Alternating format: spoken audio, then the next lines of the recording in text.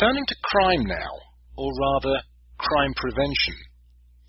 Now, there's been a wave of house break-ins in the city in the last month or so, and we invited Helen Giddings from Sabre Security to speak with us on the show today and find out what we as house owners can do to best protect our property.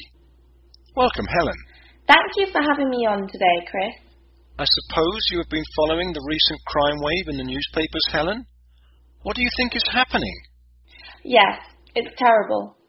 I think a lot of people are forgetting some very basic security precautions that they should be taking. Companies like Sabre Security can help to make our homes safer, but you must remember all those things our parents and grandparents told us when we were growing up. You must lock the back door, you shouldn't leave any windows open, those types of things. Another thing to look out for is where thieves can get easy access to the back of your house. Thieves love nothing more than being able to hide themselves far from the street where they can get on with their activities without being disturbed. A lot of people live on open land or in the country where it's very difficult to make the garden secure. What do you suggest for people who are in that situation? Security companies, like ourselves, sell many high-tech tools such as cameras and motion detectors that can be used. But people have to use good old-fashioned technology too. Fences, strong gates, and of course, the house owner's best friend, the dog. Well, I have to say I agree 100% with you, Helen. We have a 6-year-old boxer, and we don't look after him. He looks after us. If there's any noise around the house, our dog will bark a few times just to let everybody know who's boss.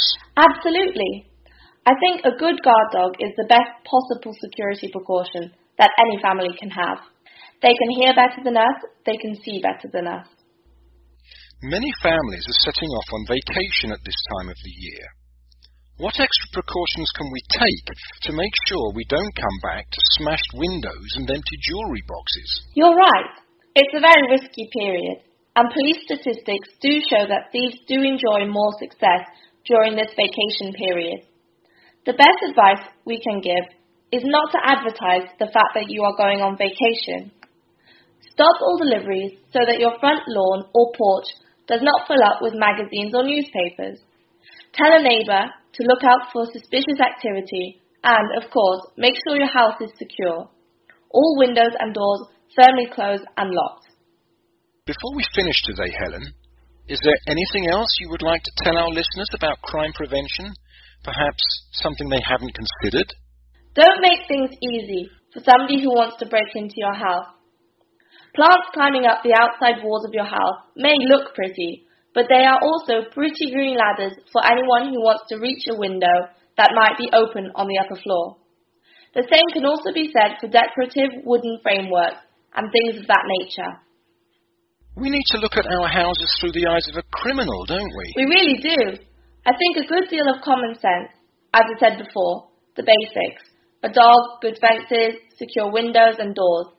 This will take care of most potential problems. Thieves do not wish to spend 10 minutes trying to get into a house.